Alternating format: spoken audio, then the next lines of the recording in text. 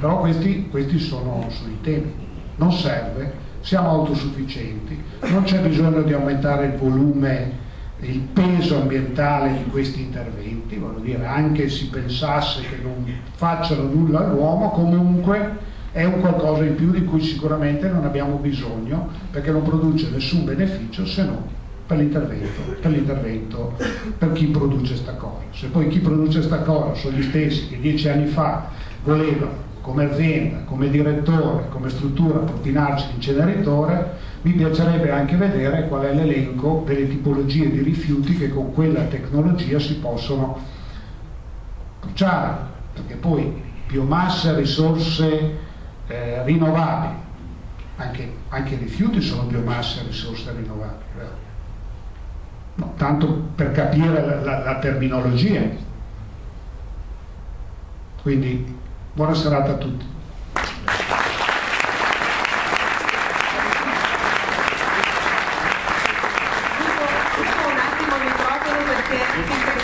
L'assessore Giorgetti, buonasera, sono Clara Scapin, sono consigliere provinciale.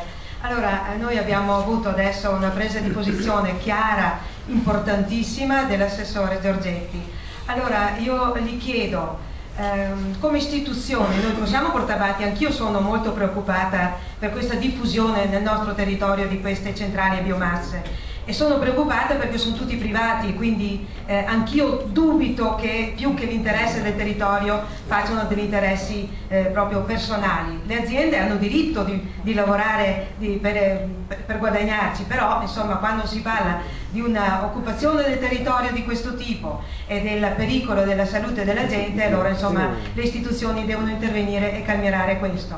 Allora io le chiedo, Assessore, è importantissima la sua presa di posizione questa sera. Allora, secondo me, perché ci sono Gazzo, Sanguinetto, Nogara, San Pietro di Morubio, Legnago, poi anche Villa Bartolomea, quindi veramente c'è un assalto proprio alla pianura veronese. Allora, io le dico, io in provincia chiederò che la provincia si faccia carico dell'analisi di queste richieste e che sia vicino ai comuni per aiutarli nel momento delle scelte, perché molto spesso i comuni si trovano da soli con delle imprese che promettono dei finanziamenti quando le casse dei comuni sono mezze vuote, quindi magari fa anche comodo avere qualche risorsa in più.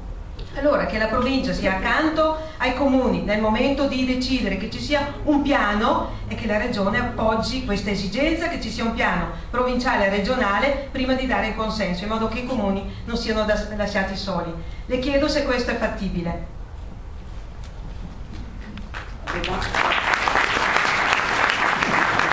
Vorrei fare un attimo una domanda-risposta. È assolutamente fattibile.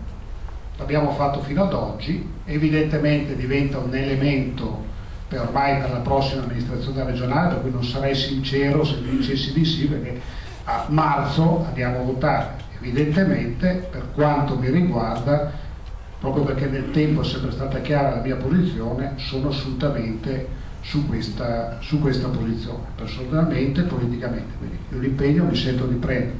E poi il sindaco del Sanguinetto, la sua parte politica, che esprimerà il presidente della regione, lo dovrà dichiarare, sarà interessante, perché a volte, no, quando si dice quali sono le differenze che ci sono tra Toni, Beppi e Nane, per non parlare di partiti, vuol dire sono anche su queste cose. Buon lavoro a tutti.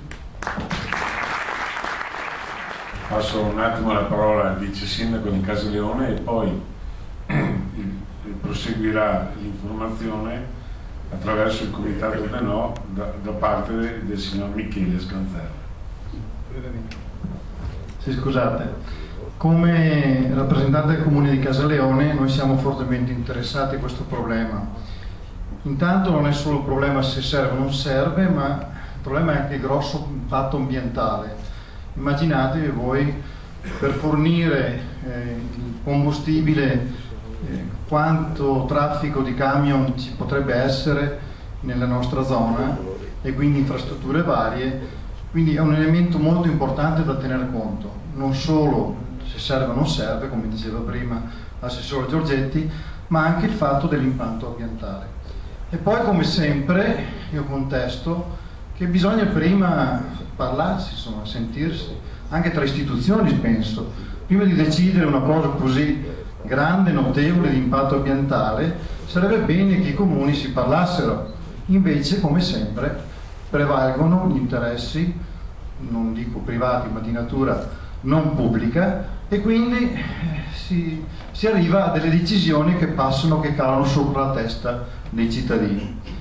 Quindi anche Casaleone è fortemente contraria, sostiene il comitato, ci batteremo, anche perché non capiamo il perché, se danno un contributo per i danni ambientali a Sanguinetto, noi che abbiamo 300 metri di confine, penso che le polveri non hanno confine, vanno un po' dappertutto.